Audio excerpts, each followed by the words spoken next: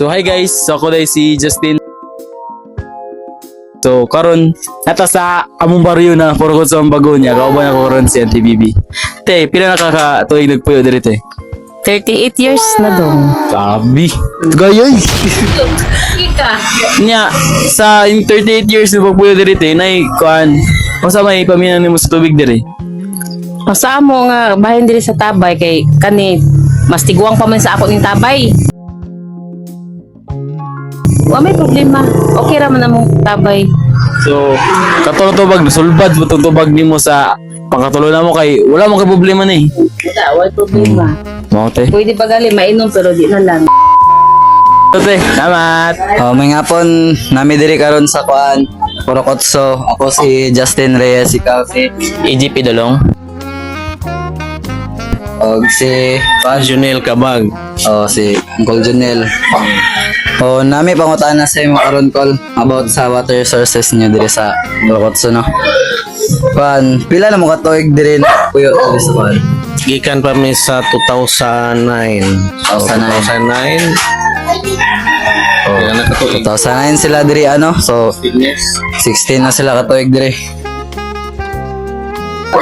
Ang ato yung tubig dire, di kayo siya masaligan kay dili siya pwede imnon kay medyo labog. Pwede lang siya panglaba, niya pangkaligo, mura gigamit. Kuan murag ang problema gid ani no kanang sustainability sa ilang agas kay kanang permanenting walay awas labi na kung buntag sayo no kung labi na daghay mo gamit siguro di na moabot diri ang tubig. Dili kayo ko katubag kung unsa gyud problema kay wa man ka hibaw unsa gyud sitwasyon dito sa ilahang source sa tubig kung unsa gyud sitwasyon dito. Wala ko kasay gyud kung sa posibleng problema ng tubig. Solusyon, kung solusyon ang isgutan, siguro kinahanglan siguro ta og additional nga source sa tubig kay kung sa isa ra atong saligan posible ana kung dunay problema dito sa source wala ang tag tubig dire sama sa atong na experience ni atong niaging mga panahon. Call, salamat maura to. Salamat kayo call no. So, hi guys, my name is Abishin Kiabuga and I am Goldemay Katuburan. And here we are with Kagawad Dinis. So, karon mag-interview ta about sa water resource diri sa Porokotso, Ambago. Since 1997 sa akong obserbasyon no, about sa atong tubig gikan sa BCWD.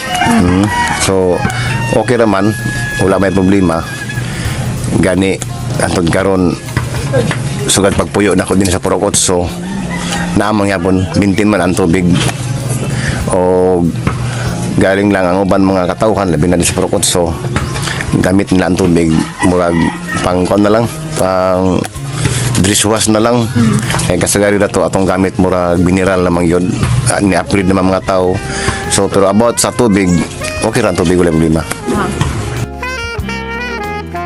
Sa ako about ng source sa tubig sa akong obserbahan since nga nagpuyo ko din sa Porokotso wala gyud problema nagka-problema lang ta during 2019 pandemic time mura gid to kunya niabot ang kalamidad nga medyo sa kining gitawag nga El Nino. So nihubas ang atong panulan sa tubig diha sa dam site sa Antikala. So nakaproblema po tagamay. Pero sa pagkaron back to normal naman atong tubig. Sa ako para mainsakto gid ang kanang source atong tubig no sa matag residente. So magbuhat gid ta ani kanang request sa atong LGU Butuan nga kinahanglan gyud madungagan ang mga source tube sa ilawom sa bikuhaan sa tubig para mapadali og paspas ang source sa tubig nga moabot sa matag residente. Kaysa ako nakita karon sa akong obserbasyon, kung layo gani ang imong meter, nga layo mong balay, distansya kaayo, so hinay ang tubig nga mabot sa imo tungod kay taas pa kayo ang naganan. Whereas kung duol kayo ang water meter, duol mong balay, so dali ra pas kayo. So nagkailangan ni siya og kanang gamay nga pagtagad sa BCWD o nilang tagaagad nilang pansin para masolba ang atong problema sa atong water sources. So, thank you very much, Kagawad, and that's all. Marat.